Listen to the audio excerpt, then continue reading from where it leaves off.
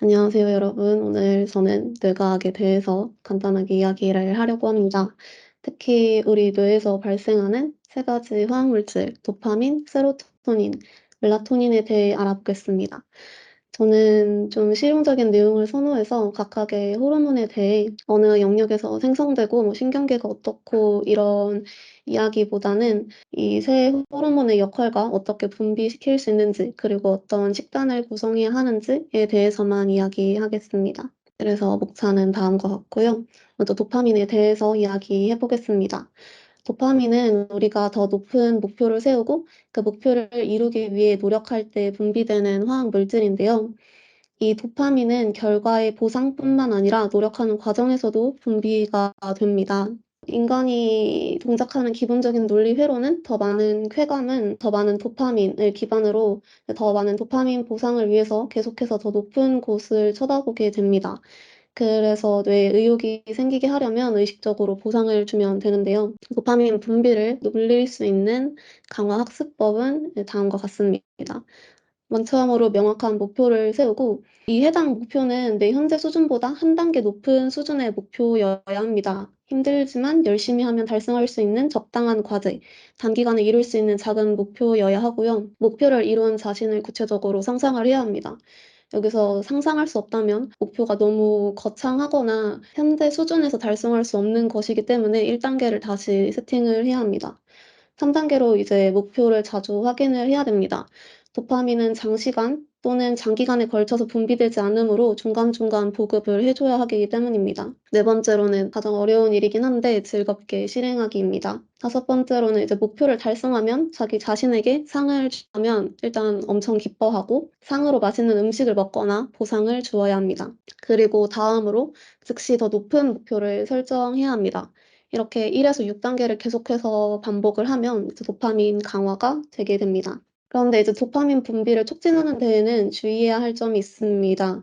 노력하는 시간, 그 전후에 다른 자극으로 도파민 수치가 올라가면 노력하는 과정에서의 도파민 최소 기준치가 낮아진다는 점을 명심해야 합니다. 이것이 반복되면서 점점 더 심해지면 도파민의 기본 방출량이 점점 감소하고 결국에는 노력하기 싫어집니다. 과정이 괴로운 것이 되는 것이죠. 결과에 대한 보상만 생각하다가 정작 중요한 노력을 하지 못하게 됩니다. 그렇기 때문에 노력하기 전후에 다른 도파민 자극을 줄여야 하는데요. 여기서 말하는 도파민 자극이란 게임이나 재밌는 영상, SNS, 맛있는 음식 등 기분을 좋게 하는 것을 의미합니다.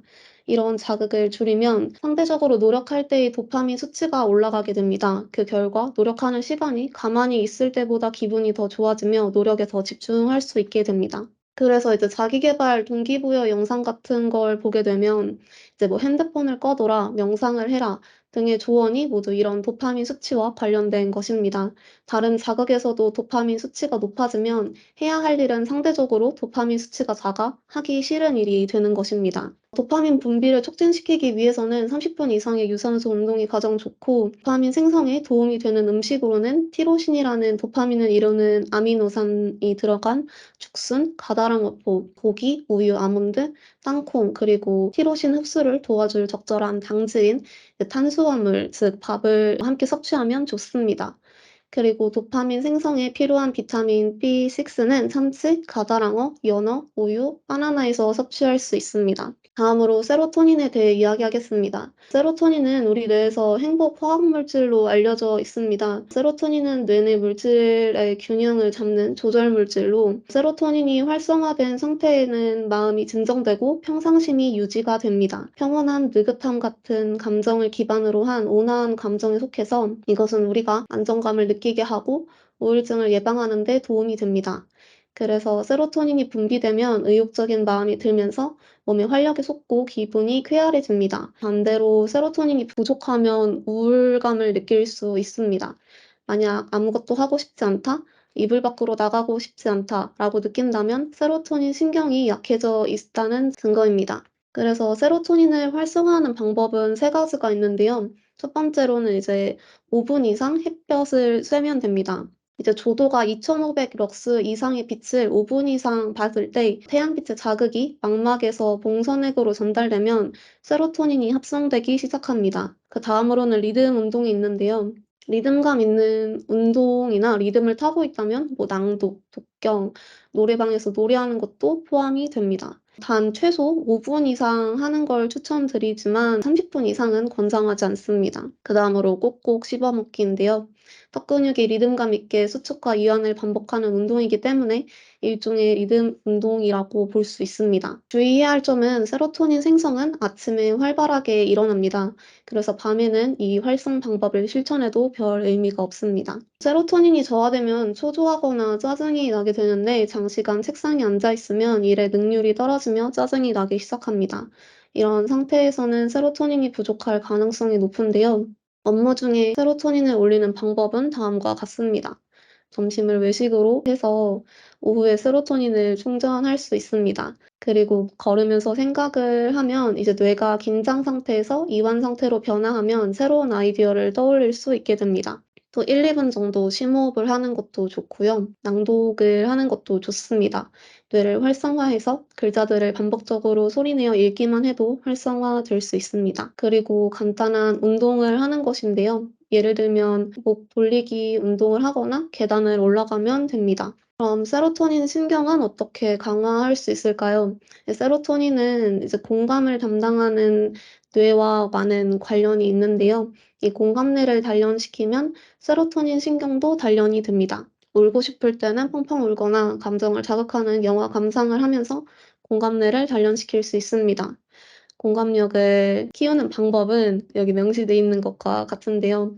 등장인물에게 이제 감정이입을 하면서 감정을 표현하면서 영화를 보고 다른 사람과 함께 감상하고 그 감상을 공유를 하면서 이런 공감적인 지능도 같이 올릴 수 있게 됩니다.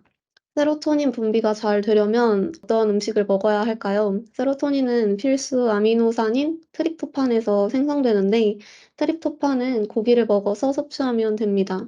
또 세로토닌이 합성되려면 비타민 B6가 반드시 있어야 하는데요. B6는 이전에 말했던 것과 같이 이제 쇠고기, 돼지고기, 닭의 간, 붉은 살 생선, 피스타치오, 참깨, 땅콩, 바나나, 마늘 등에 있습니다. 그래서 우울할 땐 고기 앞으로 가면 된다는 말이 이렇게 맞는 말이라는 걸 보여주고 있습니다. 그리고 마지막으로 멜라토닌에 대해 알아보겠습니다. 멜라토닌은 우리가 잠에 들 준비를 하게 도와주는 뇌내 화학 물질인데요.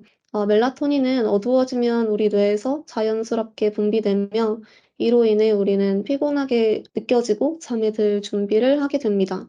또한 세포 복구 물질로서 노화를 방지하기 위해 충분히 활성화해야 할 필요가 있습니다. 멜라토닌 수준을 높이기 위해서, 즉 쾌적한 수면을 위해서는 침실을 어둡게 하고 자고 자기 전에 약간 어두운 방에서 긴장을 풀고 형광등 불빛을 피해야 합니다. 그다음으로 자기 전에 게임, 스마트폰, 컴퓨터를 하지 않아야 하고요. 낮에 세로토닌을 활성화해야 합니다.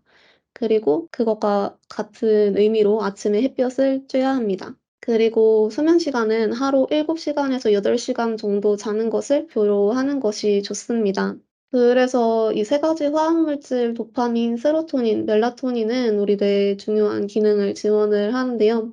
사실 더 많은 호르몬들이 있지만 가장 기본적인 일상생활에서 밀접하게 도움이 될 만한 세 가지만 추려서 설명을 해 봤습니다. 그들이 어떻게 작동하는지 이해하고 조절하는 방법을 안다면 일상적인 행복감과 삶의 질을 향상시킬 수 있을 것입니다.